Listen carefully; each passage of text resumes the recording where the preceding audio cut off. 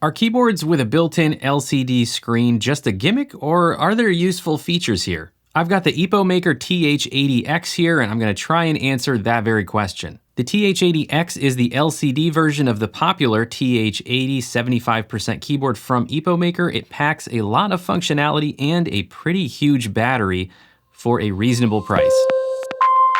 Before we dive in, I want to mention that Epomaker sent me the TH80-X for the purpose of making this review. However, I was not paid to make this video, and Epomaker will not have a chance to see it before it's published.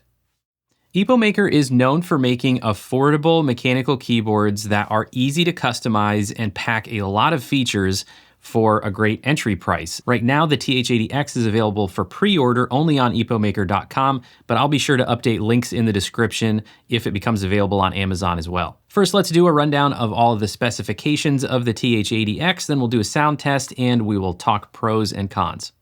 The Epomaker TH80-X is a 75% ANSI layout keyboard with 79 keys, a rotary encoder knob, and a 1.1-inch color LCD screen. Construction of the TH80-X is ABS plastic with an iron switch plate and silicone insulation for the PCB and case bottom. Dimensions are 340mm by 138mm by 39mm, and the weight is 1,117 grams. There are two colorways available, gray-green and blue-pink.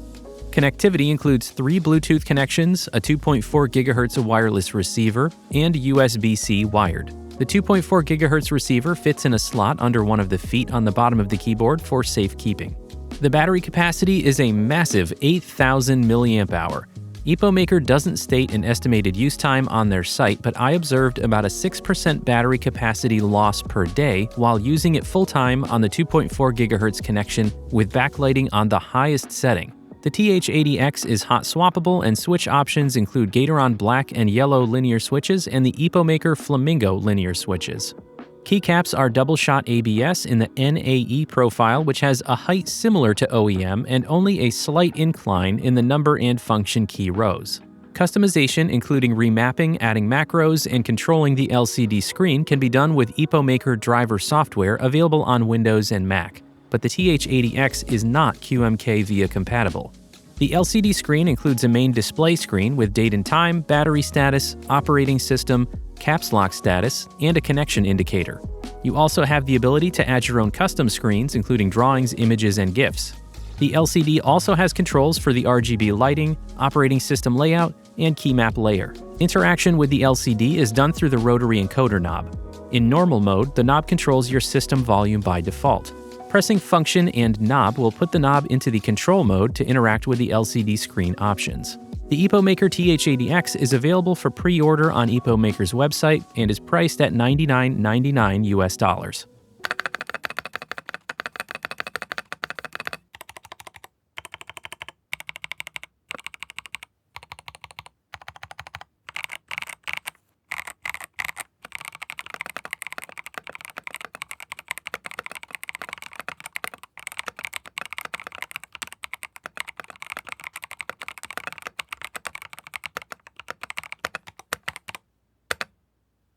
All right, let's start talking about the pros and cons with the TH80-X, and of course, we will start with the pros. First off, I have to say that compared to a lot of competitors that have wireless mechanical keyboard options on the market, the battery life, I have to say, is pretty darn good considering it's not one of the, big box brands like Logitech that are really known for their battery life. This 8,000 mAh battery, which I believe is two 4,000 mAh cells that are in the TH80-X, the battery life's pretty darn good. As I mentioned earlier, when I was testing this and using it as my all-day long keyboard for my 9-to-5 job, I was using it in the 2.4 GHz mode with the backlighting on the highest setting, and I was noticing about a 6% reduction in the battery capacity per day. So that means I would get about 16 days on average out of it. And with the backlighting completely off, I would think you should definitely be able to get a solid month of use out of this. Another pro is that the typing feel is quite nice. I never have super high expectations for the typing feel and experience with a keyboard that is entirely ABS plastic. In my opinion, they tend to, especially the sound, they tend to sound a little bit on the hollow side. And there are a couple things going on here that, they're not my favorite sound. The space bar would be one of those things. There's a bit of a a hollow sound there to the space bar. The sound is actually quite enjoyable on these. The feel is quite nice. The keycaps, even though they're ABS, which generally I'm not a big fan of, the sound, the pitch of ABS keycaps, I actually quite like these. The profile's a little bit something different, but I find it very easy and comfortable to type on. Overall, I think, it's definitely helped out a lot by those flamingo linear switches. I was very pleasantly surprised by those. They're actually really nice. I think the factory lube on them is quite nice. I don't hear a lot of spring ping or anything like that. Another pro would be the tri-mode connectivity. I love to see a 2.4 gigahertz option included whenever possible, because that can be a lower latency, higher polling rate connection than Bluetooth. Usually it's a little more stable than Bluetooth, and that lets you reserve your Bluetooth connections for mobile devices, tablets, phones, things like that. So I love having that feature in there. I do have a comment about the 2.4 gigahertz, though I'm going to mention under cons, so stay tuned for that. Lastly, I'm going to mention two things that both have pros and cons of their own. So one would be software and customization. I prefer QMK VIA because it gives you standardization. If you have a keyboard that's compatible with VIA, if you have multiple, then once you know how to do it, you know how to do it for every keyboard that's compatible. However, having some ability to customize your keyboard is better than having none. So even though the TH80X is not QMK VIA compatible, I still appreciate having the Epomaker driver software available to do some remapping. You can still add macros and have different layers. You can have 3 layers. You can also control the lighting and, of course, the LCD settings with their Epomaker driver software, and it's available for both Windows and Mac, which is good. And then lastly, regarding the LCD, I have found it to be a pro that you have access to the main screen of the LCD, which includes information about the battery capacity or the status of the battery, your connection, which connection you're currently on, and the caps lock indicator is there as well. But for me personally, I really was only using it to look at the battery status. I like having that on display instead of having to hunt for it. I didn't find myself using many other of the options with the LCD customization. I really was mainly using the LCD for the things that it makes you use it for, like changing some of the settings. All right, so let's move into the cons and we'll just keep talking about the LCD. So the thing that I don't love about the LCD, as I just alluded to, is that some of the settings for the keyboard are in your LCD menu that you have to use instead of being key commands or physical switches on the keyboard.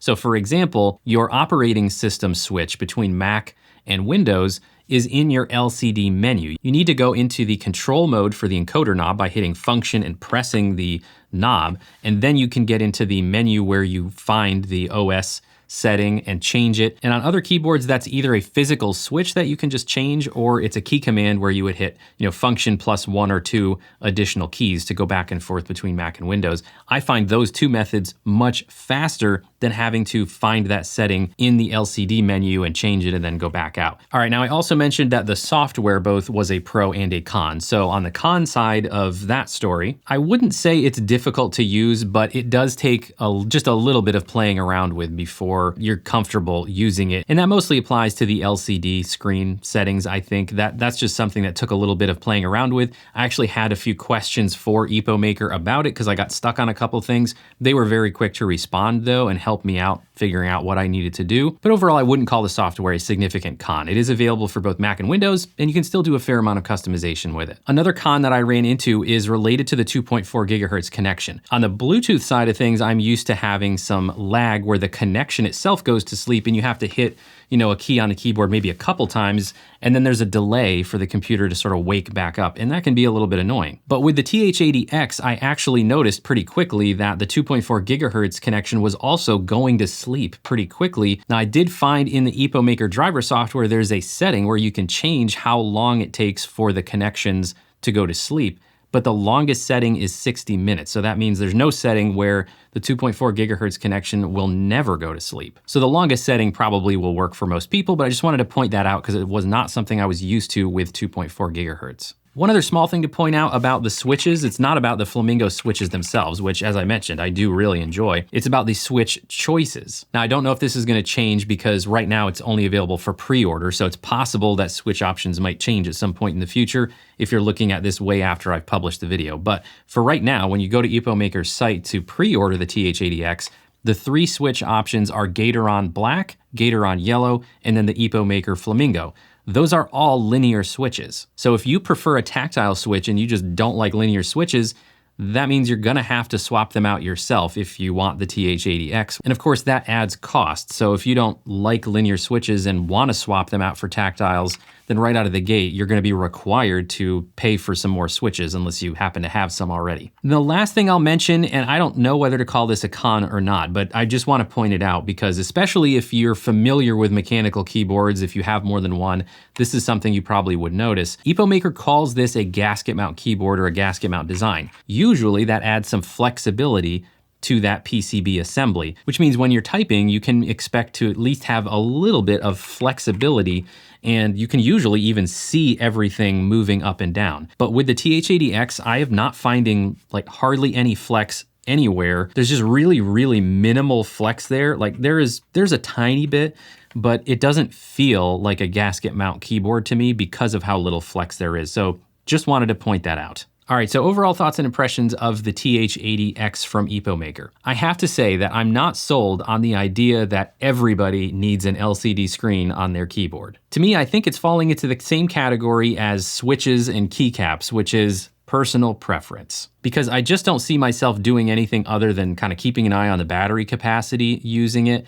However, that may be totally different for you. If you really enjoy being able to put GIFs and images into the LCD screen and scroll through them, or if you prefer to have a visual menu for the settings instead of key commands, which I prefer the other way around. I like to use my key commands for some settings rather than a physical menu like this. But if you feel differently about those things, then maybe it makes perfect sense for you to get a keyboard that has an LCD screen like this. If you are looking for a mechanical keyboard that is customizable, hot swappable, has tri-mode connectivity, an encoder knob for a price point of right around $100, then the Epomaker TH80X is something that I would put on my list to consider right alongside the TH80 Pro, which doesn't have the LCD screen, but it does have QMK via compatibility. And also, if you're looking for all those things, but battery life is also really high on your list, this thing will definitely outlast some of the other options at this price point. So let me know what you think of the TH80X down in the comments. Also, let me know if you have any other Epomaker keyboards and how you're liking them. Do me a favor and hit that thumbs up if you did find the video helpful, and don't forget to subscribe to the Semi-Pro Tech and Gear channel.